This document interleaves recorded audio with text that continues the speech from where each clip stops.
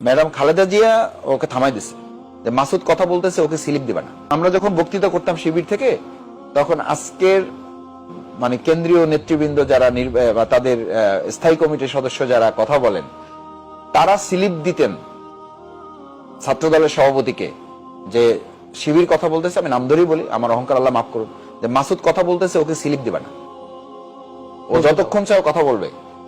তো জিজ্ঞেস করতে যে আমাদের তো টাইম শর্ট আছে, বলতে টাইম শর্ট আছে, ও কথা বন্ধ করলে তো লোক সব চলে যাবে, তুমি লোক ধরে রাখতে পারবা? তখন তো আমাদের কোনো মানে শর্ট প্রোগ্রাম হতো না, মানে সকালে বসছি, দুপুর বিকাল পার হয়ে দিনব্যাপী অবস্থান কর্মসূচি নয়াপল্টনে মুক্তাঙ্গনে। তখন তো মুক্তাঙ্গন ছিল একটা মানে খুব পলিটিক্যাল স্পট, চলতে থাকবে। বলছে যে ওরিয়া বন্ধ করবা না।